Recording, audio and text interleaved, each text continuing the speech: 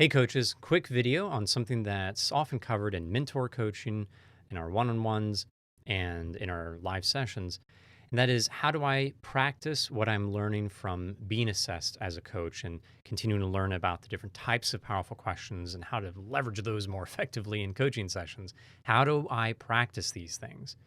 And this is something that is covered in class, but I like to reiterate it here as a reminder to those in the class of three different ways to challenge yourself to apply what you're learning. First way is within your training, you want to create a partnership with the person who you are coaching, maybe your observer, so that when they hear you fall into a certain pattern, and maybe this is extra paraphrasing, or you are cutting them off or jumping in before there's much time for space. There's only been like half a second before you jump in with the next question.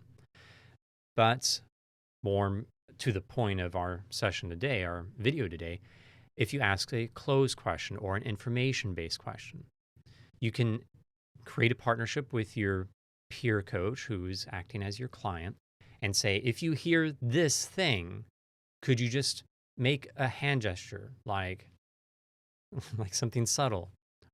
You can go as far as make them make a sound like bzz or something. It can be a bit distracting, but that's the nice thing about a training space. You can play and you can use that space to learn from the play of being buzzed or called out lightly by a friend who is working with you. So create that partnership. This is something the coach needs to create, not the coachee. The coachee shouldn't say, hey, I notice you did this. I'm going to call you out when you are doing this. Now, this is something the coach wants to do by asking the coachee if they could call them out with a subtle gesture or noise to help them do some in the moment correcting. Now, this is also number two, what you can do with reciprocal coaching. Now, with the ICF, you can get on their site, find their reciprocal coaching program, and connect with other coaches. As a coach coaches another coach and they flip sides, that's actually a form of compensated coaching. So many coaches do this not only to practice, but to also build their overall professional coaching hours, especially early on as they're practicing. But this is also something that many coaches within a coach training, such as ours, will go on to do as they realize that the practice in session is great, but they like to carry that out beyond the coach training, but they also want to do extra practice outside of an actual client. So that in between space is a great space to fill with reciprocal coaching. In that same way, it's very similar as a training session. You can just let the person know, hey, I'm working on this thing. Would you be willing to raise your hand or make this noise anytime you hear me ask a closed question? Great, thank you.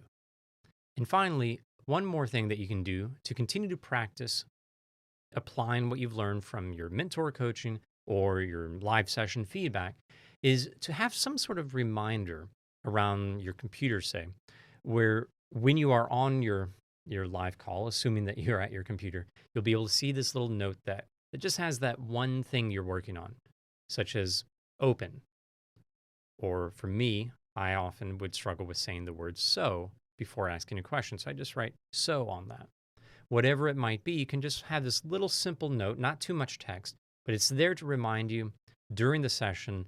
And as you are continuing to think, being present in the moment, just look at that every once in a while as a gut check to reflect on how well you are avoiding that or following that guidance that you've taken from mentor coaching or your live session feedback. Again, this pretty simple process. Any of these three options work well. And if you combine them all, you truly will grow very quickly in the field of coaching because practice, practice, practice, that is the most important value that we have here in this training program. And I think that's the key thing that makes great coaches great. You are concentrating your practice on things you know you need to work on. So I hope this is helpful. Keep up the good work and thank you for coaching.